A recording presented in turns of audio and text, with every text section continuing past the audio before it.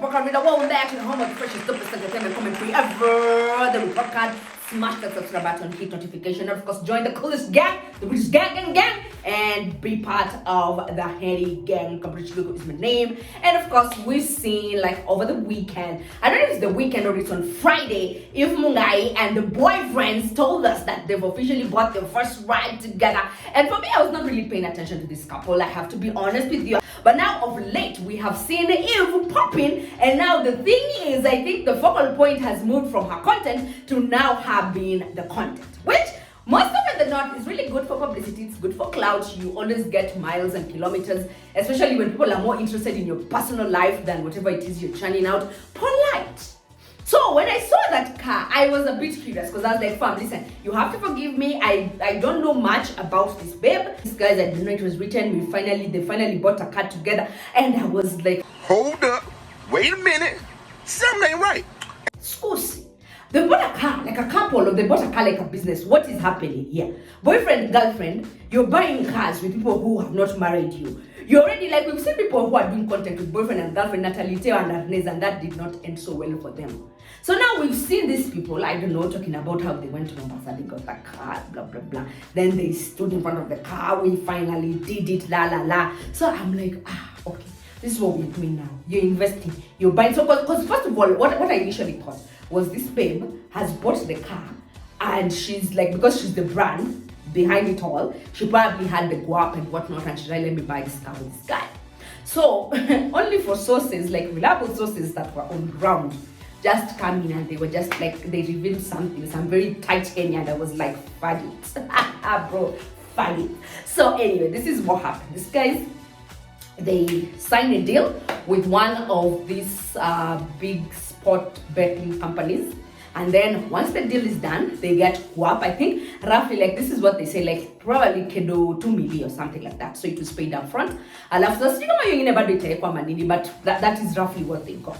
So once they got that deal, they were like, okay, babe, I think right now it's ample for us to go and get a car. And they both agreed on it. So I think the previous or the prior agreement was if we get a car. I don't know now if the car was going to be signed under someone's name or under the company's name. I do not know. Because if Mungai is, it's not really a company. That's like a brand name. So I don't know if they have like a company behind it, but from what I'm guessing is the babe thought that the thing was going to be put maybe under their name or under the company's name or something like this. So they get to Mombasa, they clear the car, and then la haula la fuata. Mrembo watu anastukia. So when they are there, like they've already taken that, you see this car photo here, they already took the car photo. So everybody was happy, everybody was psyched. They were just like, yes, baby, let's do this. So when she gets a hold of those papers, she's like, hold up.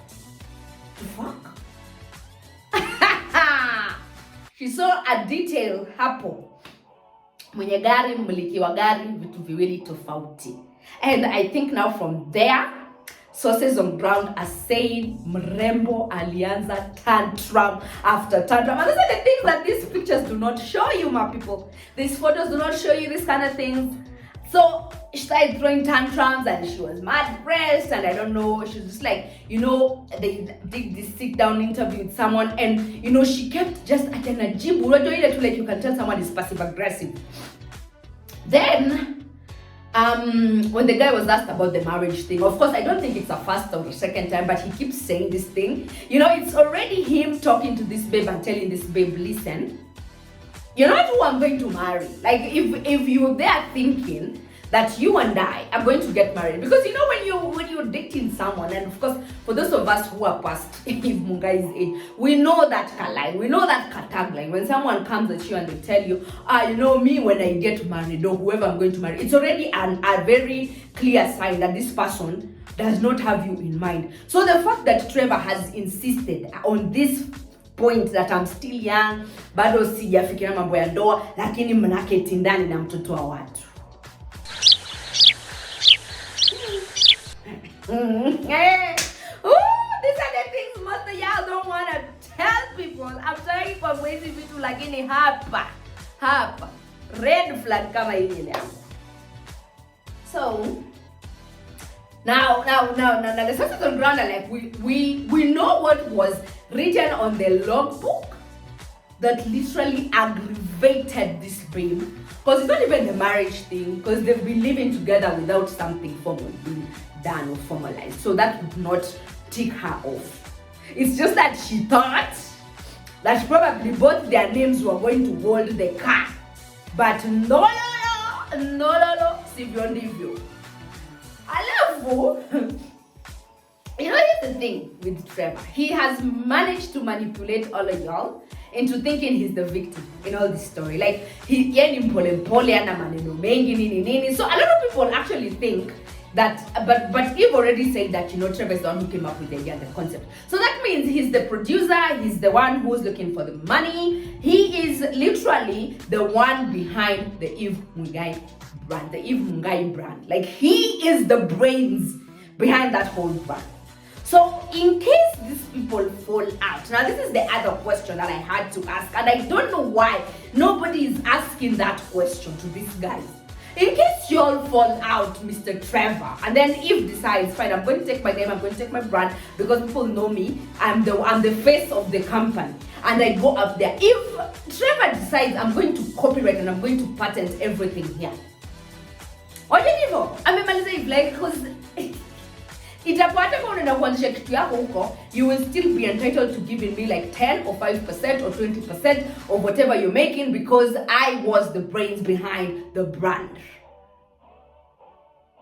So I just listen to me when I say these things here. People come at me, but I have sisi ni wale ambao tunaonaga, you get to see this thing is not going to end well, especially on the babe side.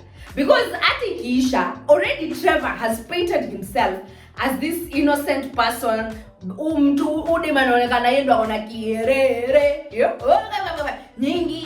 looks like the dominatrix in this relationship. But Trevor, yendo anapangana hapangwingwi. Nyinyi mwanani tu hapo na upole wake. Sasa pale ambapo kitu kitakuja kuisha, itakuwa sijui itaisha vipi, lakini of course the man has already told us that this is nothing that I'm planning to carry till the end of time. If they get married, then I will be very surprised. I will be very surprised, honestly. Very surprised, because sioni. Sasa sijui kwa sababu it's no longer kalongolongo. This is business. And you see with women, when we start doing kalongolongo with these people and you decide to invest with them, most often than not, their brains are usually ahead, because they think, especially when it comes to money. Babes, on the other hand, it's kalongolongo, and you're there trusting this person, thinking this person can never do me dirty, can never do me a fast one. And then they pull that fast one under your sleeve and you are left to start from scratch. Mtu anaenda anasema ile channel ilikuwa kwa yangu, I'm going to take everything from there, so anything that I will be earning itakuwa inakuja kwangu. Wewe poof. Ndio hivyo. Anabadilisha jina, wewe unatolewa pale, upati hata kitu chochote.